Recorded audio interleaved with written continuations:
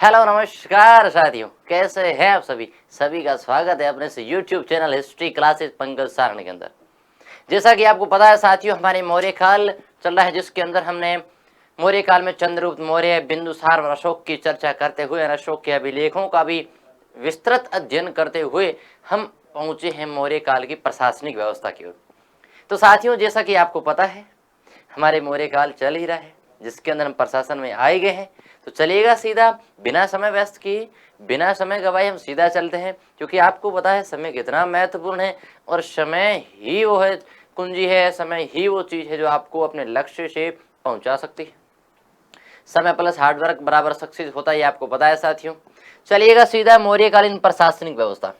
भाईजान, मौर्यकालीन प्रशासनिक व्यवस्था यानी कि उनका प्रशासन, उनकी शासन व्यवस्था कैसी थी, यानी कि उनकी शासन व्यवस्था कैसी थी, उनका जो स्ट्रक्चर था शासन व्यवस्था को, वो कैसे था। भाई हमारे है ना, हमारे कैसे चल रहा है, पुलिस है, सब इंस्पेक्टर है, ठीक है, डीवाईएसपी है, ठीक है, इस प्रकार से एक जो स्ट्रक्चर बना है, उनका भी स्ट्रक्चर था, उनका इस प्रकार से किस प्रकार से स्ट्रक्चर बना हुआ था। चलिएगा सबसे पहले बात करते हैं मौर्यकालीन प्रशासन। सबसे पहले एक पॉइंट लिख दीजिएगा, राजतंत्रात्मक शासन व्यवस्था थी। लिख दीजिएगा साथियों, राजतंत्रात्मक शासन व्यवस्था, राजतंत्रात्मक शासन व्यवस्था। चलिएगा फर्स्ट पॉइंट, महत्वपूर्ण पॉइंट, राजतंत्रात्मक शासन व्यवस्था। दूसरी बात, सबसे पहले भारत को राजनीतिक एकता के सूत्र में बांधा। सबसे पहले यानी लिख दीजिएगा, सर्वप्रथम सर्वप्रथम सर्वप्रथम भारत को एक राजनीतिक एकता के सूत्र में बांधा। लिख दीजिएगा, राजनीतिक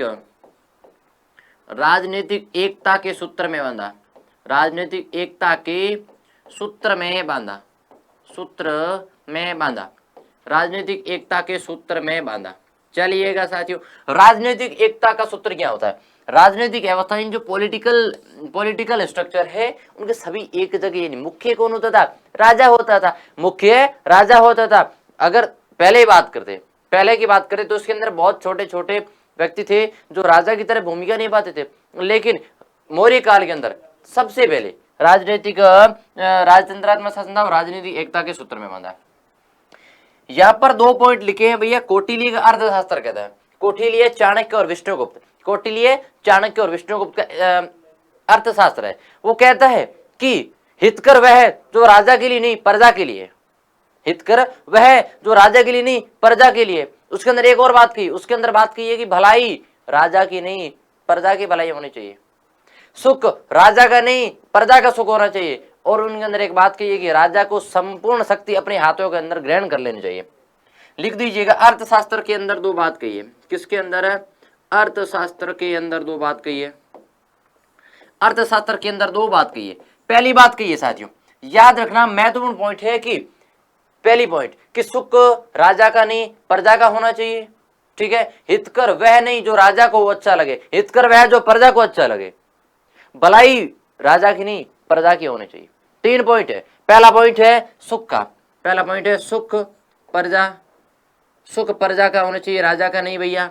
2 नंबर में दूसरा पॉइंट कौन सा है, हितकर भी प्रजा के लिए, प्रजा हित में कार्य होना चाहिए, ठीक है, भलाई ओए होए सभी प्रजा के लिए, भलाई राजा, सॉरी वो भी प्रजा का, राजा नाम आ रहा है, वो भी प्रजा। तो समझ में आया ना, समझ में आया, देख लीजिएगा प्रजा। लेकिन यहाँ पर एक स्टेटमेंट चेंज भी होगा। स्टेटमेंट ये चेंज होगा कि संपूर्ण शक्ति राजा को अपने हाथों के अंदर ग्रहण करनी चाहिए, अपने अंदर केंद्रित करनी चाहिए। लिख दीजिएगा, संपूर्ण शक्ति राजा के हाथ में होनी चाहिए, क्योंकि राजतंत्रात्मक शासन व्यवस्था है और राजनीतिक एकता है। राजनीतिक एकता नहीं, राजा ही सर्वोपरि होता था, राजा ही निरंकुश होता था। लेकिन राजा के अंदर एक राजत्व की भावना होनी चाहिए, राजा के अंदर एक राजत्व की भावना होनी चाहिए कि भाई प्रजा के लिए सुखी, प्रजा सुखी होनी चाहिए, भलाई प्रजा की होनी चाहिए, और हितकर वह नहीं जो राजा को अच्छा लगे, हितकर वह जो प्रजा को अच्छा लगे। यानी कि ये एक राजत्व की भावना है कि राजा का मुख्य रूप से कौन कौन से भाई एक दायित्व क्या होता है प्रजा के प्रति, उन दायित्वों को निभाने की बात कही अर्थशास्त्र के अंदर। किसके अंदर? अर्थशास्त्र के अंदर। चलिएगा आगे चलते हैं साथियों, चलिएगा आगे चलते हैं।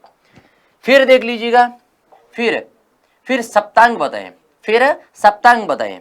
देख लीजिएगा, राजा की सहायता के लिए, राजा की सहायता के लिए, राजा की सहायता के लिए 7 पद होते थे, 7 पद होते थे, जिन पदों को सप्तांग कहते थे, जिन पदों को सप्तांग कहा जाता है। उन पदों को क्या कहा जाता था साथियों? सप्तांग कहा जाता था। लिख दीजिएगा कौन कौन से? राजा, अमात्य, राष्ट्र, दुर्ग, बल, कोश और मित्र। लिख दीजिएगा, राजा, अमात्य, राष्ट्र, राजा, अमात्य, राष्ट्र, दुर्ग, बल, कोश। राजा, अमात्य, राष्ट्र, दुर्ग, बल, कोश और मित्र, हो गए ना? 1 2 3 4 5 6 और 7। साथियों, राजा सहित सहायता के लिए 7 पद होते थे। उन 7 पदों को सप्तांग कहा जाता था। वो सप्तांग कौन कौन से? राजा, अमात्य, राष्ट्र, दुर्ग, बल, कोश और मित्र। रिपीट करता हूं, राजा, अमात्य, राष्ट्र, दुर्ग, बल, कोश और मित्र। ये सप्तांग होते थे जो राजा की सहायता के लिए होते थे, किसके अंदर उल्लिखित है सप्तांग? लिख दीजिएगा, महत्वपूर्ण पॉइंट है, कौटिल्य का अर्थशास्त्र। कौटिल्य 3 नाम है, चाणक्य, विष्णुगुप्त। आपको पता है विष्णुगुप्त। और अभी भी आपको पता है कि कहीं पर भी अगर कोई व्यक्ति कुटिल है, उसके अंदर थोड़ा सा एक्स्ट्रा दिमाग है, एक्स्ट्रा ऑर्डिनरी है, तो कहते हैं कि उसकी नीति कैसी है? चाणक्य नीति। नीति कैसी है? चाणक्य नीति। इसका ग्रंथ कौन सा है भैया? अर्थशास्त्र ग्रंथ है। कौन सा? अर्थशास्त्र। इस ग्रंथ से कंफ्यूज मत होना, अर्थशास्त्र का संबंध राजनीतिक विषयों से है। चलिएगा साथियों, सीधा आगे चलते हैं। ये हो गए सप्तांग। ये क्या हो गए? सप्तांग जो राजा की सहायता के लिए होते थे। ये राजा की सहायता के लिए होते थे। फिर बात करते हैं कि अर्थशास्त्र के अंदर बात की है कि राज्य एक पहिए के ऊपर नहीं चल सकता। राज्य एक पहिए के ऊपर नहीं चल सकता। ये अर्थशास्त्र के अंदर एक और बात की है। लिख दो अर्थशास्त्र साथियों, लिख दो अर्थशास्त्र। अर्थशास्त्र के अंदर बताया गया है कि जो शासन व्यवस्था है, लिख दीजिएगा, राज्य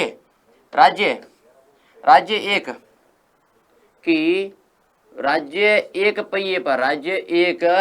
पहिए पर नहीं चल सकता। पहिए पर नहीं चल सकता। राज्य एक पहिए पर नहीं चल सकता। कैसे भैया? कैसे? कि राजा की सहायता के लिए कुछ होना चाहिए। सहायता के लिए हो गए, क्या हो गए? एक नंबर हो गए मंत्री परिषद। एक नंबर मंत्री परिषद हो गए। साथियों, 2 नंबर बात करते हैं, मंत्रीण हो गए। 2 नंबर मंत्रीण हो गए। ठीक है, चलेगा।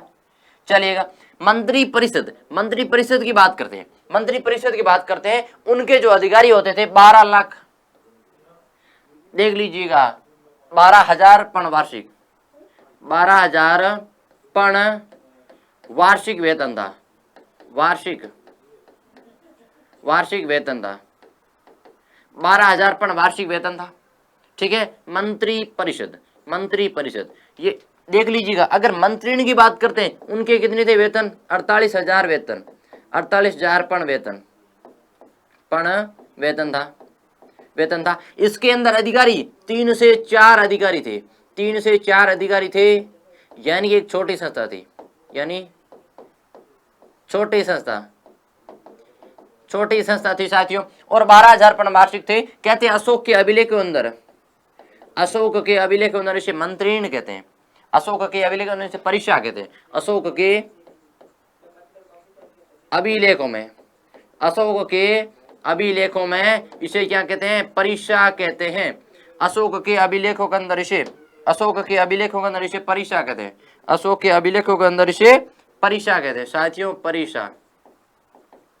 समझ में आया? चलिएगा, मंत्री परिषद और मंत्रिण 12,000 वार्षिक वेतन, 48,000 वार्षिक वेतन, ठीक है। और मंत्रिण 3 से 4 अधिकारी होते थे, छोटी संस्था होती थी, छोटी संस्था होती थी। ये हो गए, ये राजा की सहायता के लिए होते थे। क्योंकि आपको पता है कौटिल्य का अर्थशास्त्र में क्या गया है कि राज्य एक पहिए पर नहीं चल सकता, एक पहिए पर नहीं चल सकता। तो कैसे चलेगा? उसको चलाने के लिए कुछ और पहिए, कुछ और हेल्पर चाहिए। वो हेल्पर कौन है? मंत्री परिषद और मंत्रिण। मंत्री परिषद आपसे पूछ ले कि मंत्री परिषद और मंत्रिण में से बड़ा कौन है, तो मंत्रिण बड़ा है, ठीक है ना, मंत्रिण बड़ा है। वार्षिक वेतन भी इनका बड़ा है, ठीक है, वार्षिक वेतन भी इनका बड़ा है साथियों, ठीक है।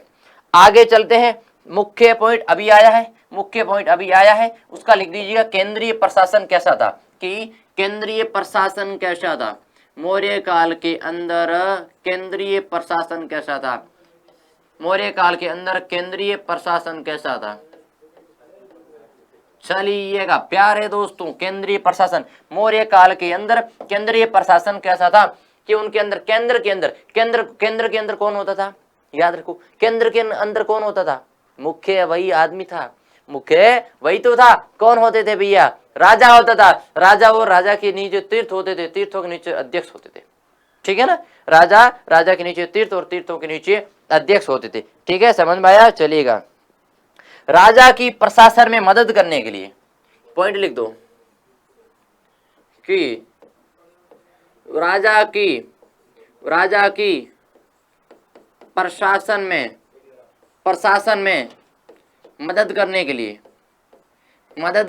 लिए राजा की प्रशासन में मदद करने के लिए कुछ उच्च अधिकारी होते थे, उन्हें क्या कहते थे? तीर्थ कहते थे। राजा की प्रशासन में मदद करने के लिए उच्च अधिकारी अधिकारी होते थे, उन्हें क्या कहते थे? तीर्थ कहते थे। और इन तीर्थों की संख्या कितनी है साथियों? तीर्थों की संख्या कितनी? 18 तीर्थ होते थे, ठीक है। इसी प्रकार से अध्यक्ष भी होते थे, और इन अध्यक्षों की संख्या कितनी होती थी साथियों, पता है आपको? 18 और 26, इनकी संख्या कितनी होती थी? 26। इनकी संख्या कितनी होती थी? 26 होती थी। यानी कि राजा की प्रशासन में मदद करने के लिए अधिकारी तीर्थ कहलाते थे और अध्यक्ष भी होते थे। केंद्रीय प्रशासन में राजा सर्वोपरि होता था, लिख दीजिएगा, राजा सर्वोपरि होता था, सहायता के लिए सप्तांग होते थे, लिख दीजिएगा। 2 पहिए होते थे, मंत्रिण में मंत्री परिषद 2 पहिए होते थे, फिर तीर्थ होते थे, फिर और लिख दिए अध्यक्ष होते थे, लिख दीजिएगा अध्यक्ष होते थे। ये राजा की सहायता के लिए प्रमुख अधिकारी होते थे मौर्य काल के अंदर, ये राजा की सहायता के लिए प्रमुख अधिकारी होते थे मौर्य काल के अंदर। चलिएगा, समझ में आया ना? चलिएगा, अब बात करते हैं 18 तीर्थ कौन कौन से थे। अभी 18 तीर्थों की बात करते हैं साथियों। 18 तीर्थ के नाम लिख देते हैं, चलिएगा, 18 तीर्थों के नाम लिख देते हैं। पहली बात, मंत्री या पुरोहित,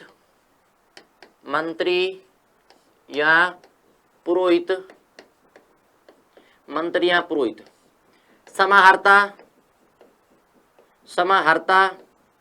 सन्निधाता, मंत्री या पुरोहित, समाहर्ता, सन्निधाता, सेनापति, युवराज प्रतिष्ठा नायक,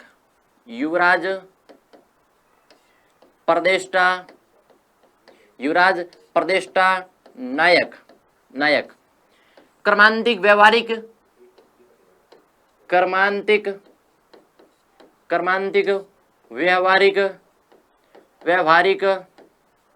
मंत्री परिषदाध्यक्ष,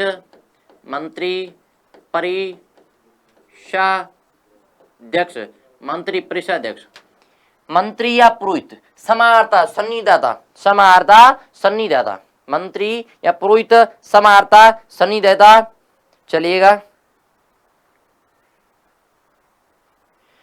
युवराज प्रतिष्ठा नायक, कर्मांतिक व्यवहारिक, मंत्री परिषदाध्यक्ष, दंडपाल, अंतपाल, दुर्गपाल, नागरिक प्रशासक, दुर्गपाल, नागरिक प्रशासता। कितनी होगी? 4, 3, 7, 10, 14 हो गई। करने कितने हैं अपने को 18, यानी मंत्री या पुरोहित, समाहर्ता, सन्निधाता, सेनापति, युवराज, प्रतिष्ठा, नायक, कर्मांतिक, व्यवहारिक, मंत्री परिषद, दंडपाल, अंतपाल, दुर्गपाल, नागरक, दंडपाल, अंतपाल, दुर्गपाल, नागरक, प्रशासता, नागरक, प्रशासता, अंतर्वेशिक, आवटिक, खारटिक,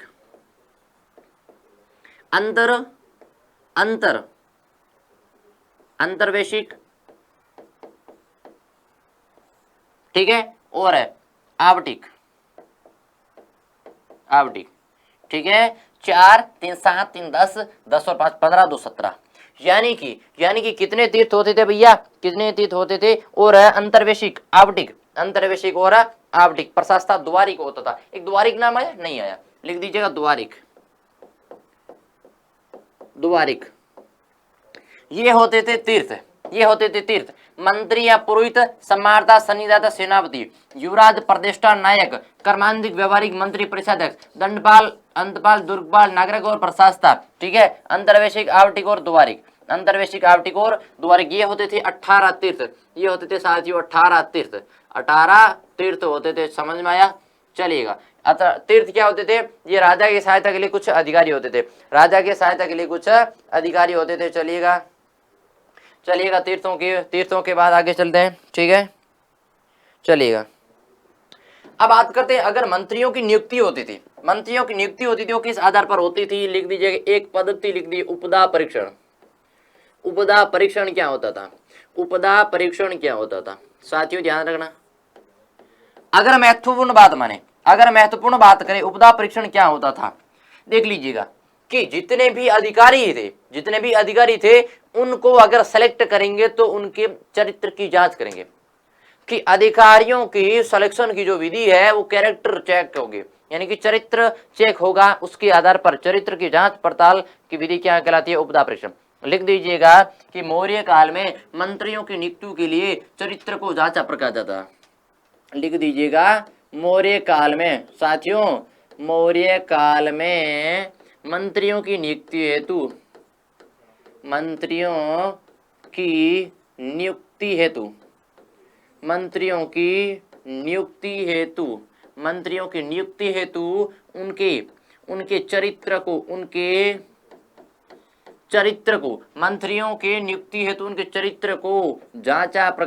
उनके चरित्र को जांचा परखा जाता था, उसी क्या कहते हैं, उपदा परीक्षण कहते हैं। मौर्य काल में मंत्रियों की नियुक्ति हेतु उनके चरित्र, उनके कैरेक्टर को जांचा परखा जाता था, उन्हें क्या कहते थे भैया, उपदा परीक्षण कहते हैं, कहते हैं। इसके अंदर मामला कौन सा भैया, इसमें लवेरिया का चक्कर, प्लस में कैरेक्टर का मतलब होता है बंदा का चरित्र कैसा था।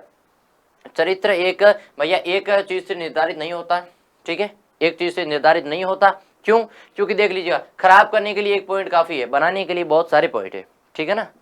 चलिएगा अब बात करते हैं 26 अध्यक्ष, जहां तक बात है प्रीवियस क्वेश्चन का, एक भी अध्यक्ष के बारे में क्वेश्चन नहीं पूछा है। अध्यक्षों के अगर कुछ के कार्य पूछे कि कौन सा अध्यक्ष किस काम का था, कौन सा कार्य करता था, मेल यानी मिलान वाले क्वेश्चन पूछ सकते थे, मिलान वाला क्वेश्चन पूछ सकते थे कि अब शादी के अंदर कौन कौन सा मिलान होगा सामने से, उनके बारे में पूछा जाता है, ठीक है ना। चलिएगा तो हम चर्चा करते हैं आगे, चलिएगा। अब हमारी बात होगी कि इनका जो प्रशासन था, उन प्रशासन का स्ट्रक्चर कैसा था, उनके प्रशासन का जो स्ट्रक्चर था ना वो कैसा था, प्रशासन का स्ट्रक्चर कैसा था, लिख दीजिएगा मौर्य प्रशासन, लिख दो मौर्य प्रशासन की चर्चा करें साथियों, जिसके अंदर बात करते हैं, जिसके अंदर कौन कौन से नाम आते हैं देख लीजिएगा। मौर्य प्रशासन की बात करते हैं जिसके अंदर देखो अगर साथियों चर्चा करें, अगर प्रशासन में सबसे पहले बात करें, लिख दीजिएगा केंद्रीय प्रशासन, कौन सा प्रशासन, केंद्रीय प्रशासन,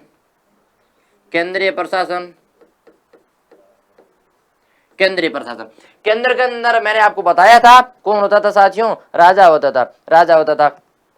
लिख दीजिएगा केंद्र के बाद में होगा प्रांतीय प्रशासन, प्रांतीय प्रशासन, प्रांतीय प्रशासन। प्रांत के बाद में बात करें हैं तो नगरीय प्रशासन। प्रांत के बाद में साथियों कौन सा आएगा, नगरीय या मंडल, प्रदेष्टा, यानी लिख दीजिएगा प्रांतीय प्रशासन के बाद में कौन सा आएगा, मंडल। और मंडल को क्या कहते थे, प्रदेष्टा कहते थे। क्या कहते थे, लिख दीजिएगा मंडल, मंडल, मंडल को प्रदेष्टा कहते थे, प्रदेष्टा कहते थे। और आगे चर्चा करें, मंडल के बाद में बात करते हैं जिला, जिला, जिले को विषय कहते थे, जिले को विषय कहते थे। विषय का प्रमुख विषयपति होता था, भाई साहब विषय का प्रमुख विषयपति होता था, विषय का पति विषय, ठीक है, विषय का पति कौन होता, विषयपति होता था। चलिएगा अब हो गए। अब अगर हमारे जिस प्रकार से भैया गांव नहीं, सबसे पहले गांव, ठीक है, गांव से धीरे धीरे किस प्रकार से कड़ी होती है, गांव, पंचायत, ठीक है ना, और इसके बाद में तहसील वगैरह, जितने भी ब्लॉक के जितने भी एक कड़ी होती है पॉलिटी के अंदर, वही कड़ी है इसके अंदर, ठीक है ना। लिख दीजिएगा स्थानीय, स्थानीय 800 ग्रामों का समूह, स्थानीय 800 ग्रामों का समूह, स्थानीय, स्थानीय क्या था, 800 ग्रामों का समूह, 800 ग्रामों का समूह, 800 ग्रामों का समूह। स्थानीय, स्थानीय के बाद में यहां पर चर्चा करें, स्थानीय, स्थानीय के बाद में खारवटिक, स्थानीय द्रोणमुख खारवटिक, लिख दीजिएगा द्रोणमुख, द्रोणमुख खारवटिक, खारवटिक, स्थानीय द्रोणमुख खारवटिक। खारवटिक के बाद में साथियों याद रखना एक ही चीज है, सबसे पहले 800 ग्रामों का समूह, 800 का आप कितना होता था, 400, 400 का आप 200, 200 से सीधा सीधा आ जाएगा 10 पे, 10 ग्रामों का समूह होता था, ठीक है, ग्रामणी, ग्रामणी होता था, ठीक है, खारवटिक, फिर ग्रामणी और गोप, ये था ग्रामणी। सबसे लास्ट में, सबसे लास्ट में होगा गोप, सबसे लास्ट में कौन सा होगा साथियों, गोप होगा, ठीक है। 800 ग्रामों का समूह, लिख दीजिएगा 400, 400, 200, ठीक है, 10 ग्राम, 10 ग्राम नहीं भैया गांव थे, ठीक है, ग्राम वर्तमान उन्हें ग्राम कहते थे, लेकिन हमारे किलोग्राम वाला वजन वाला नहीं, ठीक है ना, वो वजन वाला नहीं था, वजन वाला नहीं था। संग्रहण 10 था, ठीक है, खारवटिक 200 हो गया, ग्रामणी, संग्रहण लिख दो, यहाँ पे संग्रहण लिख दो, संग्रहण, और यहाँ पर ग्रामणी, ठीक है ना, इतना चेंज कर दो, इतना चेंज कर दो, फिर लिख दो, फिर इसके अंदर एक और चेंजेस कर दो, चेंजेस कुछ नहीं करना, सीधा लिखना है, सीधा लिखना है कि इसके अंदर कौन कौन से आएंगे, इसके अंदर कौन कौन से आएंगे सेकंड भाग में। भाई पहले भाग में आएंगे केंद्रीय प्रशासन, केंद्रीय प्रशासन, इसके बाद में प्रांतीय प्रशासन, प्रांत के बाद में मंडल आगे, मंडल के बाद में जिला आगे, जिला के बाद में स्थानीय आगे, स्थानीय के बाद द्रोणमुख, खारवटिक, संग्रहण, फिर ग्रामणी, ठीक है। इसके बाद में यहाँ कहते हैं प्रांतीय प्रशासन आएगा, नगरीय प्रशासन आएगा, ठीक है, न्याय व्यवस्था आएगी, दंड व्यवस्था आएगी, उनकी चर्चा होगी, ठीक है ना साथियों। तो ये मौर्य प्रशासन का एक स्ट्रक्चर था, इस प्रकार से मौर्य का प्रशासन था, मौर्य काल का प्रशासन था कि उसके अंदर कौन कौन से थे भैया, केंद्रीय प्रशासन के अंदर राजा प्रमुख होता था, राजा प्रमुख होता था, प्रांत के अंदर प्रांतपति होता था, प्रांतपति होता था, ठीक है, और मंडल प्रदेष्टा, इसके बाद में जिला, जिला के अंदर विषयपति होता था, और स्थानीय 800 ग्रामों का समूह होता है उसे स्थानीय कहते थे, और द्रोणमुख 400 ग्रामों का समूह, खारवटिक 200 ग्राम, लिख दीजिएगा 200 ग्राम, संग्रहण 10 ग्राम, 10 ग्राम, ग्रामीण 10 गांव, 10 गांव। फिर सबसे छोटी चीज ग्रामीण संस्था, सबसे छोटी सी, सबसे छोटी, सबसे छोटी थी, ठीक है ना, सबसे छोटी थी। चलिएगा आगे, चलिएगा आगे चलते हैं। ये हो गए उनके प्रशासन, ये हो गए उनके प्रशासन। चलिएगा बात करते हैं सबसे पहले प्रांतीय प्रशासन की। अगर बात करें प्रांतीय प्रशासन की कि उनका प्रांतीय प्रशासन कैसा था, प्रांतीय प्रशासन कैसा था, प्रांतीय प्रशासन, प्रांतीय प्रशासन, प्रांतीय प्रशासन। प्रांत कितने थे भाई, प्रांत से नाम आएगा, प्रांत कितने थे उनके। अगर उनके प्रांतों की बात करें तो क्या, जब चंद्रगुप्त मौर्य था, चंद्रगुप्त मौर्य के समय 4 प्रांत थे, अशोक ने कलिंग को जीता 5 प्रांत हो गए, अशोक ने कलिंग को जीता तो 5 प्रांत हो गए। कितने प्रांत हो गए, 5। लिख दीजिएगा अशोक, चंद्रगुप्त के समय, चंद्रगुप्त गुप्त के समय, चंद्रगुप्त के समय, चंद्रगुप्त के समय 4 प्रांत थे, 4 प्रांत। और अशोक के समय, अशोक ने कलिंग को जीता। अशोक के समय कितने हो गए भैया? अशोक के समय 5 प्रांत हो गए। और अब इनके अंदर 5 प्रांतों की चर्चा करते हैं, इनके 5 प्रांतों की चर्चा करते हैं। लिख दीजिएगा, उत्तरापंत, उत्तरापथ, लिख दीजिएगा दक्षिणापथ, दक्षिणापथ, उत्तरापथ, दक्षिणापथ। फिर याद रखना, लिख देना उज्जैन, उज्जैन, ठीक है। फिर प्राच्य, प्राच्य को कहते थे मध्य देश, प्राच्य को कहते थे मध्य देश, प्राच्य को कहते थे मध्य देश, ठीक है ना। लिख दीजिएगा अवंती, अवंती। 4 नंबर में मध्य देश, मध्य देश, मध्य देश का दूसरा नाम प्राच्य भी कहते हैं, प्राच्य, ठीक है ना। फिर 5 नंबर में, 5 नंबर में आपको पता हो अशोक ने जीता था भैया कलिंग, कलिंग। उनकी अगर राजधानियों की चर्चा करें, उत्तरापथ की राजधानी तक्षशिला, राजधानी तक्षशिला थी। दक्षिणापथ की सुवर्णगिरी, सुवर्णगिरी, सुवर्णगिरी, ठीक है। अवंती की उज्जैन, अवंती की उज्जैन, ठीक है। प्राच्य की पाटलिपुत्र, पाटलिपुत्र। कलिंग, कलिंग की 2 बताते हैं, तोसली और जोगढ़।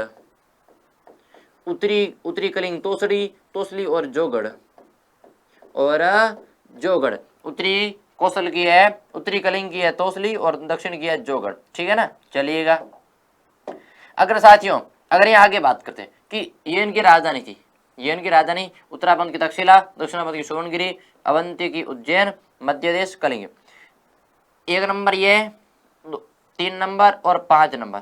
यहां पर अशोक ने कुमार नियुक्त किए थे, अशोक ने कुमार नियुक्त किए थे। अशोक ने कहां पर? लिख दीजिएगा तक्षशिला, 1 नंबर तक्षशिला, ठीक है, तक्षशिला। 2 नंबर है उज्जैन, 2 नंबर है उज्जैन, तक्षशिला, उज्जैन, और है तोसली, और तोसली।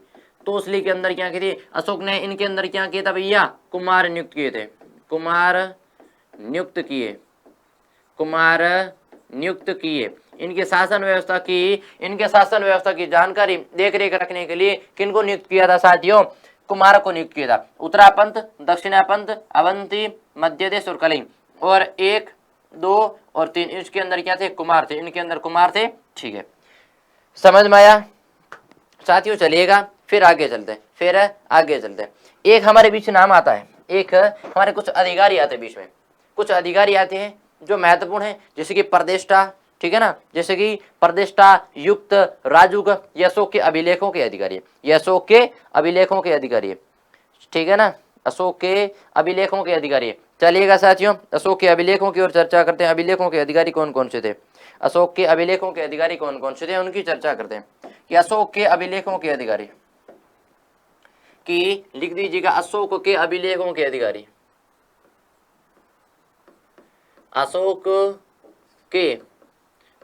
के अभिलेखों के अधिकारी, अभिलेखों के अधिकारी, अभिलेखों के अधिकारी, अशोक के अभिलेखों के अधिकारी। समझ में आया? अशोक के अभिलेखों के अधिकारी। चलिएगा सीधा आगे चलते हैं, अधिकारी में पहला बात आती युक्त, राजुक, प्रतिवेदक, युक्त राजुकों की नियुक्ति, प्रतिवेदकों की नियुक्ति। ये अशोक के अभिलेखों के अंदर उल्लेखित प्रमुख अधिकारी थे, अशोक के अभिलेखों के अंदर उल्लेखित प्रमुख अधिकारी थे, जिनकी बात यहाँ पर है चली है, जिनकी बात यहाँ पर चल रही है, ठीक है। राजुक हो गया, प्रादेशिक हो गया, प्रतिवेदक, हाँ एक प्रादेशिक और लिख दीजिएगा, प्रादेशिक और लिख दीजिएगा। ये अशोक के क्या थे भैया? ये अशोक के अभिलेखों के अंदर उल्लेखित अधिकारी थे, अशोक के अभिलेखों के अंदर उल्लेखित अधिकारी थे, ठीक है ना। चलिएगा फिर बात करते हैं नगर प्रशासन की बात करते हैं साथियों, ठीक है ना।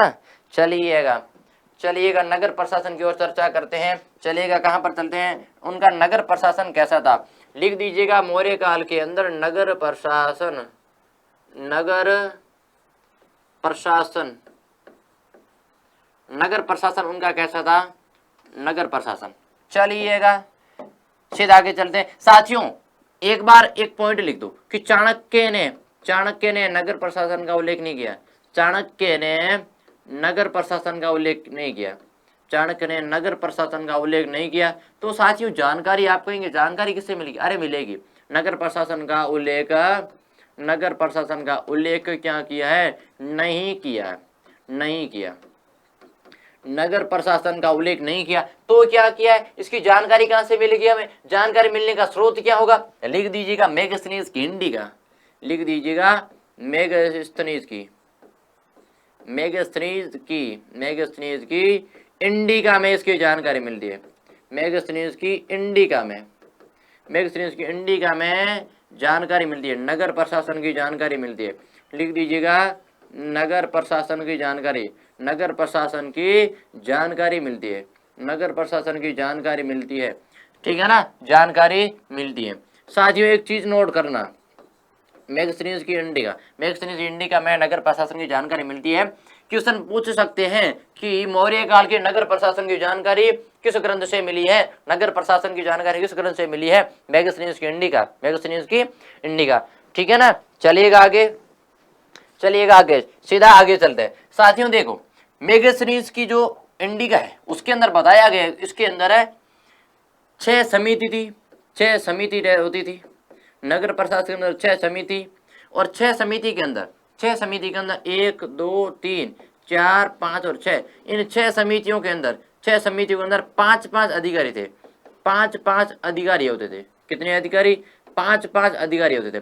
तो आपको पता होगा गिनती आपकी बहुत शानदार है, 30, 6 पंजा 30, हमारी भाषा में कहते हैं 6 पंजा 30, 6 पंजा 30 सदस्य थे, कितने अधिकारी थे, 30 अधिकारी थे, कितने अधिकारी थे, 30 अधिकारी थे, समझ में आया।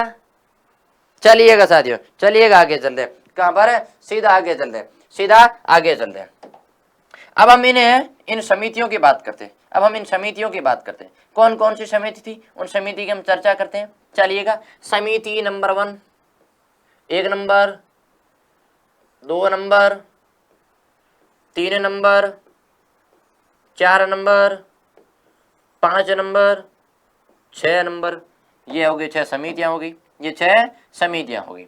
चलिएगा भैया, चलिएगा भैया इनके कार्यों की ओर चर्चा करते हैं, इनके कार्यों की ओर चर्चा करते हैं। सबसे पहले इनके कार्यों की ओर चर्चा करते हैं साथियों।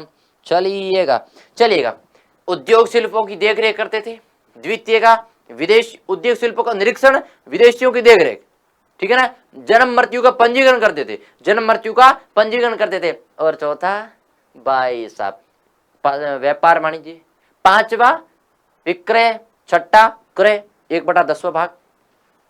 लिख दीजिएगा आप पॉइंट कौन कौन से। प्रथम समिति के अंदर कौन सा कार्य था, प्रथम समिति के अंदर कार्य था साथियों, महत्वपूर्ण चीज है, ये 6 समिति कहीं पर भी मिलान के अंदर पूछ सकते हैं, ये 6 समिति कहीं पर भी मिलान के अंदर पूछ सकते हैं, मिलान के अंदर पूछ सकते हैं। लिख दीजिए उद्योग शिल्पों की देखरेख, उद्योग शिल्पों की देखरेख, उद्योग शिल्पों का निरीक्षण, उद्योग शिल्पों का निरीक्षण। 2 नंबर विदेशियों की देखरेख, विदेशियों की देखरेख, विदेशियों की देखरेख, विदेशियों की देखरेख। 3 नंबर जन्म मृत्यु का पंजीकरण, जन्म मृत्यु का पंजीकरण, पंजीकरण, जन्म मृत्यु का पंजीकरण। 4 नंबर व्यापार वाणिज्य की देखरेख, व्यापार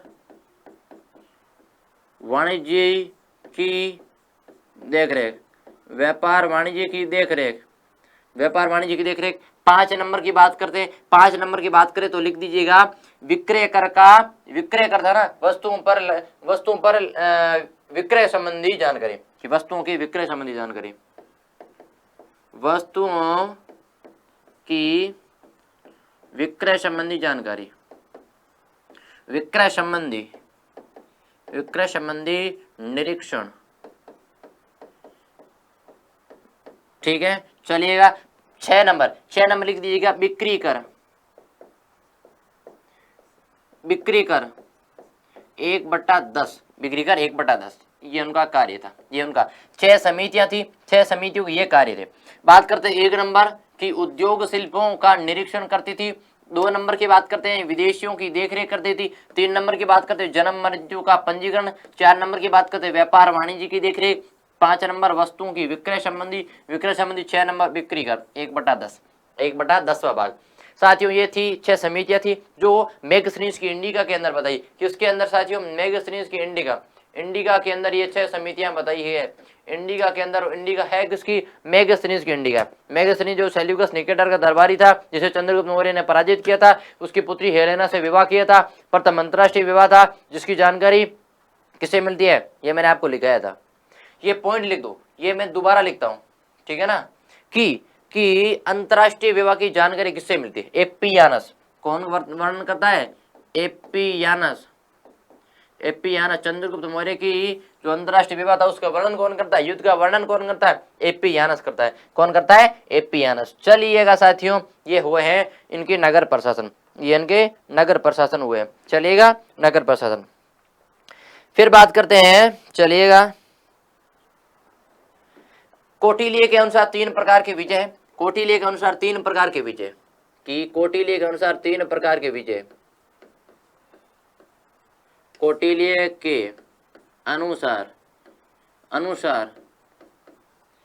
3 प्रकार की विजय होती है। 3 प्रकार की विजय होती है।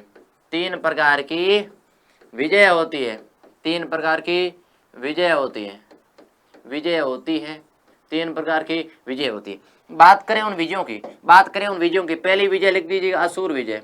पहली विजय असुर विजय। कौन सी विजय, असुर विजय, ठीक है ना। 2 नंबर की बात करते हैं युद्ध विजय। कौन सी विजय, युद्ध विजय। 2 नंबर युद्ध विजय। 3 नंबर की बात करते हैं धर्म विजय। 3 नंबर की बात करते हैं धर्म विजय, ठीक है ना साथियों। आपको तो पता ही है साथियों कि असुर विजय और युद्ध विजय किसने की थी, असुर विजय और युद्ध विजय किसने की थी भैया, चंद्रगुप्त मौर्य ने की थी। चंद्रगुप्त मौर्य ने की थी। चंद्रगुप्त मौर्य ने भैया धर्म विजय नहीं की थी, ठीक है। लेकिन बात अगर किसकी आ जाए, धर्म विजय की बात करें तो साथियों 1, 2 और तीनों विजय किसने की थी भैया, अशोक ने की थी।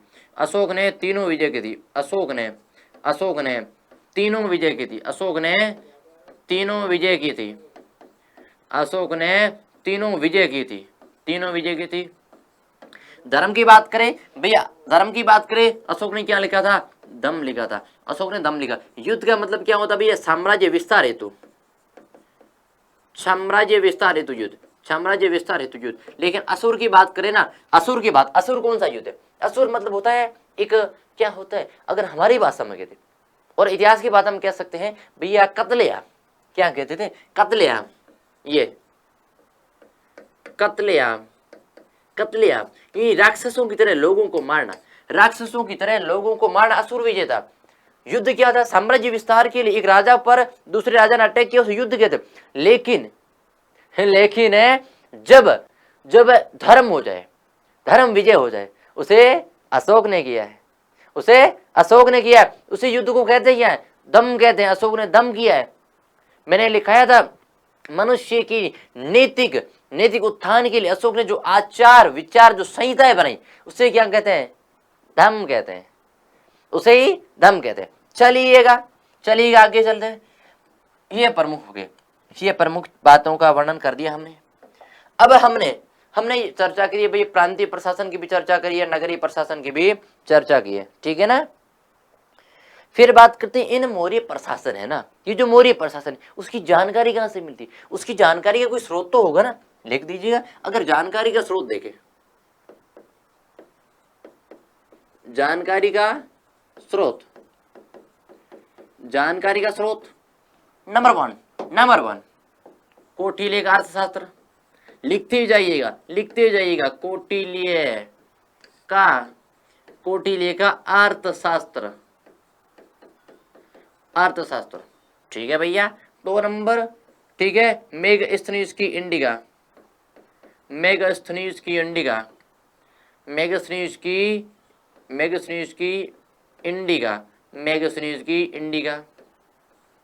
और 3 नंबर में अशोक के अभिलेख, अशोक के अभिलेख, भैया अशोक के अभिलेख, ठीक है ना, चलिएगा अशोक के अभिलेख, अशोक के अभिलेख, ठीक है। 4 नंबर में बात करते हैं सिंहली, सिंहली ग्रंथ, सिंहली ग्रंथ।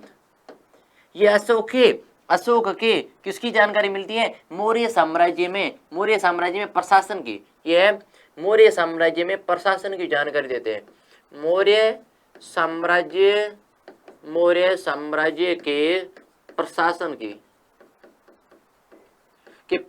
के प्रशासन की जानकारी कौन देते हैं? प्रशासन की जानकारी कौन देते हैं? कौटिल्य का अर्थशास्त्र देता है, मेगास्थनीज इंडिका देती है, अशोक का अभिलेख देते हैं और सिंहली ग्रंथ देते हैं। सिंहली ग्रंथ भी मौर्य काल की प्रशासन की व्यवस्था की जानकारी के लिए महत्वपूर्ण है। चलिएगा फिर बात करते हैं साथियों न्याय व्यवस्था। किसकी बात करते हैं? न्याय व्यवस्था। चलिएगा सीधा न्याय व्यवस्था की ओर चलते हैं, चलिएगा न्याय व्यवस्था की ओर चलते हैं कि मौर्य काल के अंदर न्याय व्यवस्था कैसी थी, न्याय व्यवस्था कैसी थी, न्याय व्यवस्था। अगर न्याय व्यवस्था की चर्चा करें साथियों, अगर हमें न्याय व्यवस्था की चर्चा करें जिसके अंदर हम कह सकते हैं, जिसके अंदर सर्वोपरि कौन होता था, कुछ पॉइंट लिख दीजिएगा। सर्वोपरि या अंतिम न्यायाधीश, अंतिम न्यायाधीश, सर्वोपरि या अंतिम न्यायाधीश कौन होता था? राजा होता था। कौन होता था? राजा होता था। राजा से नीचे कुछ संस्थाएं होती थी, 2 संस्था थी, धर्मस्थलीय और कंटक शोधन। धर्मस्थलीय और कंटक शोधन समझ में आया? धर्मस्थलीय राजस्वी मामले, कंटक शोधन जितने भी अपराध संबंधी मामले थे वो कौन देखती थी? कंटक शोधन देखती थी। 2 भाग बना दो, 2 समितियां थी, 2 समिति थी भैया, 2 समिति थी। समितियों का नाम लिख दो, 2 समितियों का नाम, 1 नंबर 2 नंबर। समिति कौन सी थी? समिति का नाम ठोको सीधा, समिति का नाम ठोक दो, धर्मस्थलीय कंटक शोधन। पहला नाम लिख दो धर्मस्थलीय,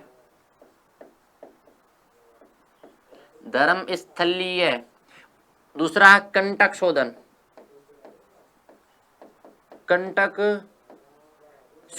धर्मस्थलीय और कंटक शोधन। चलिएगा आगे बात करते हैं धर्मस्थलीय दीवानी मामले। धर्मस्थलीय और कंटक शोधन 2 अलग अलग थी साथियों, और धर्मस्थलीय दीवानी मामले देखती थी, दीवानी मामले देखती थी, यानी दीवानी मामले राजस्व संबंधी मामले जितने भी कौन देखती थी साथियों? राजस्व संबंधी मामले कौन देखती थी? धर्मस्थलीय देखती थी। लिख दो दीवानी मामले, राजस्व संबंधी मामले। न्यायाधीश 3 न्यायाधीश। दूसरी बात करते हैं कंटक शोधन की। आपराधिक मामले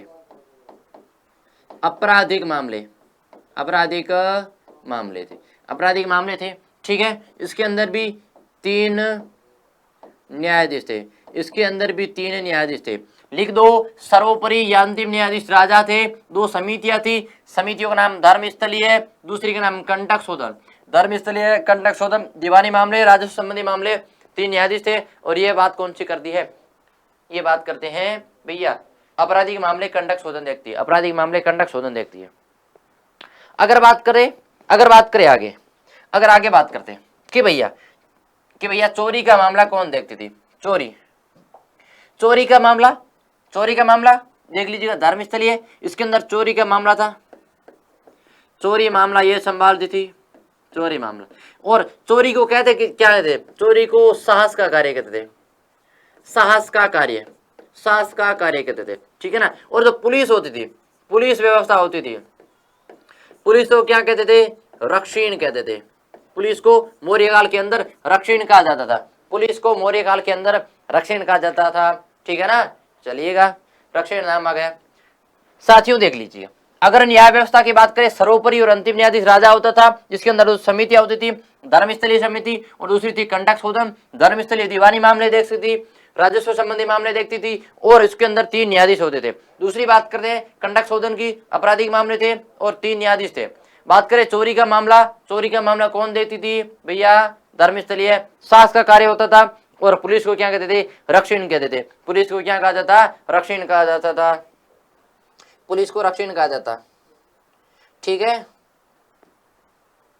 फिर बात करते हैं 3 प्रकार के आर्थिक दंड होते थे। अगर आर्थिक दंडों की बात करें ना, आर्थिक दंड दिया जाता था। आर्थिक दंड 3 भाग थे, 3 भाग थे आर्थिक दंडों के। पहला उच्च, मध्यम, 3। इसके अंदर से कुछ पहले फैक्टर लिख दो, कुछ पहले पॉइंट लिख दो। अगर साथियों बात करें ब्राह्मण की, स्त्री की और बच्चे को, ठीक है ना। ठीक है, इन्हें क्या कहते थे भैया, इन्हें मृत्युदंड नहीं दिया जाता था, मृत्युदंड वर्जित था। ठीक है, ओके ओके। उत्तम साहस दंड, उच्च साहस दंड या उत्तम साहस दंड, उच्च या उत्तम साहस दंड, फिर मध्यम साहस दंड, मध्यम, और फिर मध्यम साहस दंड, फिर निम्न साहस दंड,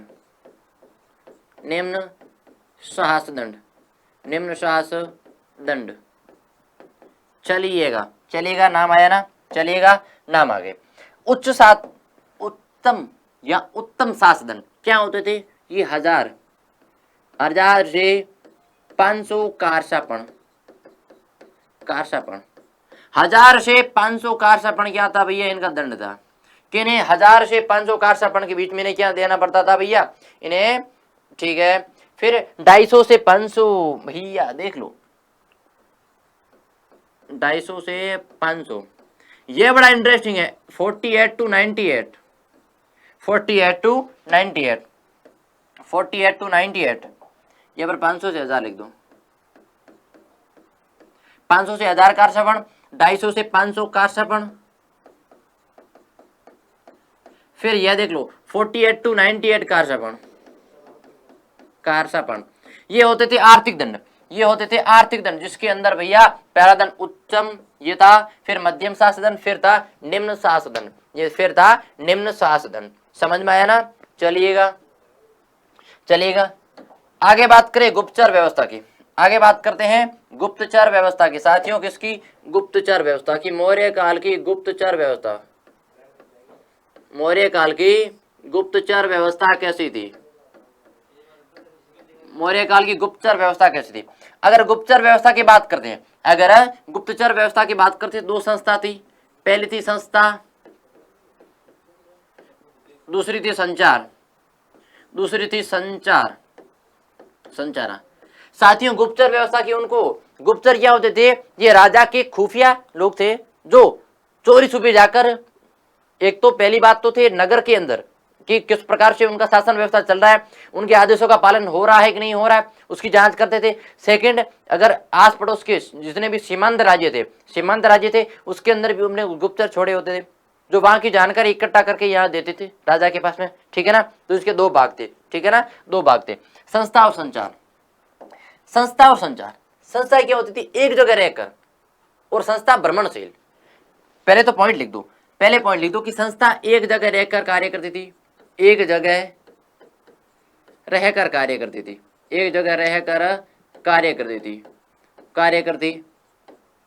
फिर बात करते हैं संचारा, ये क्या होती थी, भ्रमणशील होती थी, संस्था और संचार ये भ्रमणशील होती थी, भैया घूम घूम कर कार्य करती थी, समझ में आया ना, ये घूम कर कार्य करती थी। ठीक है, फिर अगर संस्था गुप्तचर के 5 भाग है, चलिएगा पहली बात करते हैं काप्टिक उदास्तिक। कहाँ गए भैया, काप्टिक लिखते हैं इनके 5 भाग, इनके 5 भाग। काप्टिक, काप्टिक, उदास्तिक,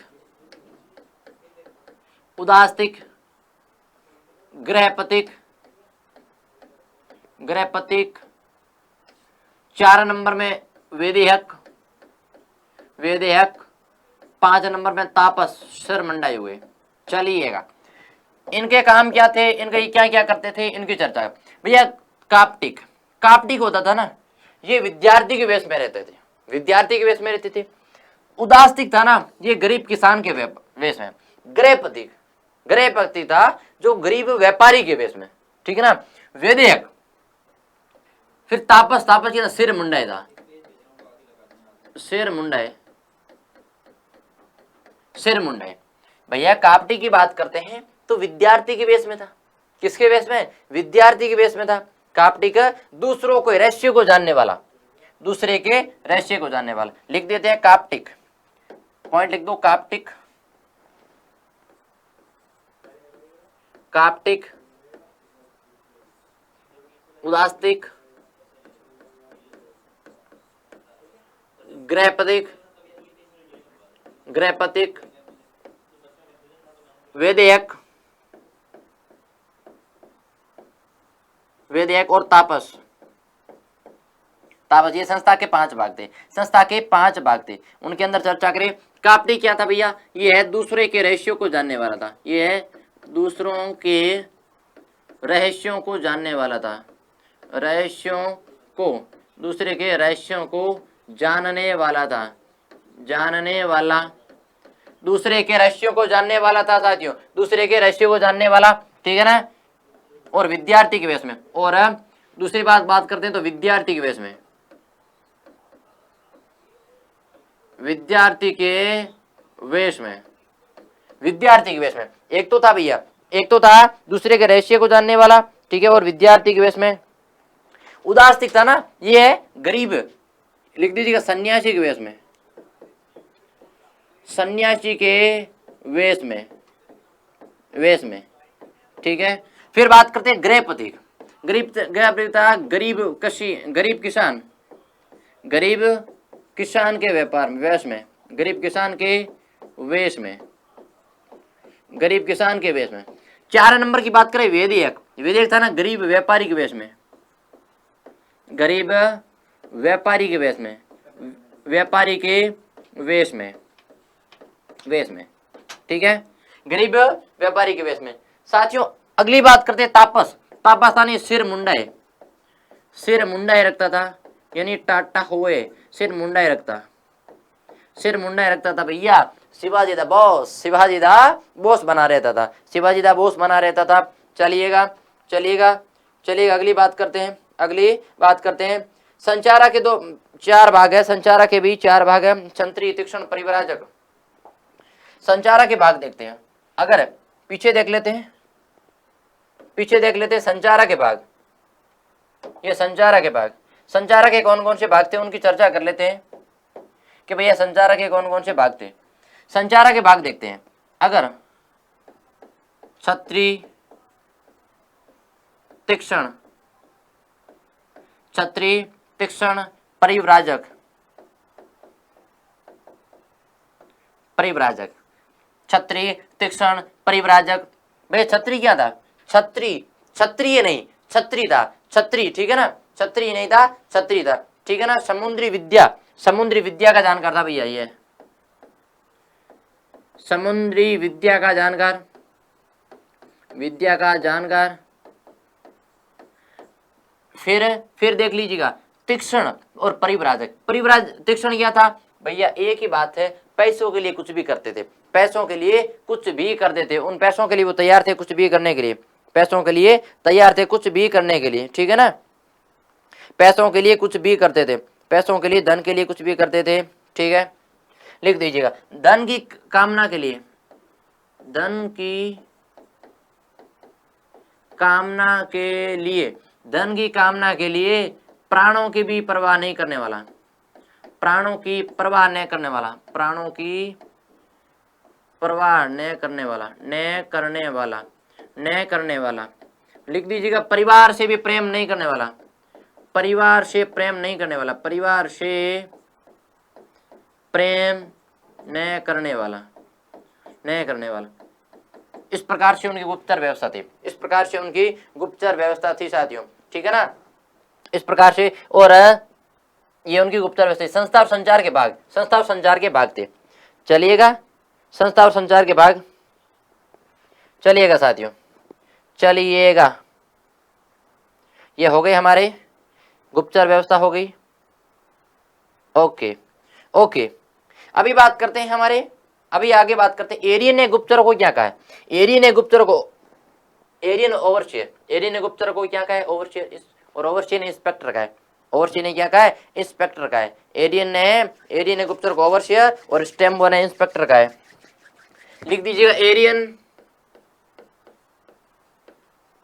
एरियन ने गुप्तचरों को ओवरसीयर का है, ओवरसीयर का है, ओवरसीयर कहा। स्टैम्बो ने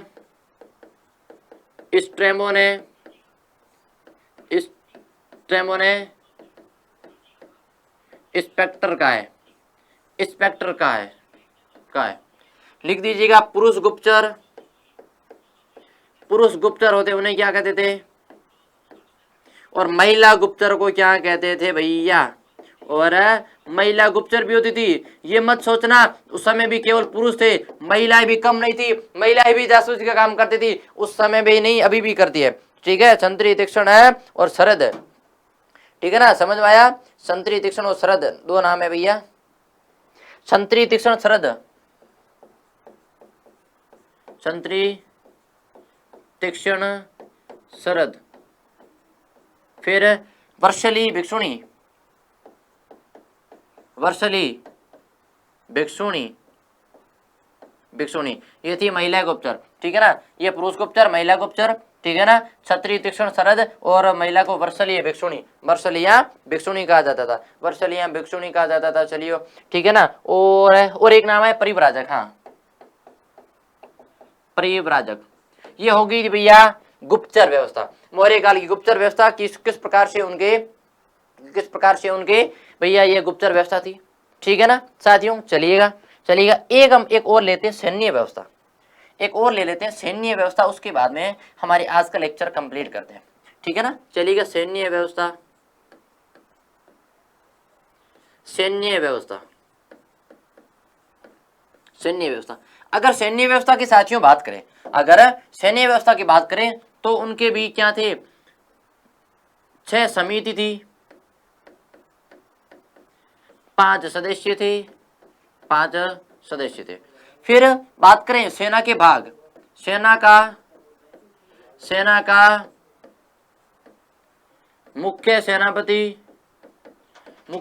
कौन होता था, सेना का मुख्य सेनापति कौन होता था, सेना का मुख्य सेनापति कौन होता था भैया, राजा होता था, ठीक है। लेकिन सेना के अंग, सेना के अगर 5 अंग थे, सेना के 5 अंग थे, ठीक है।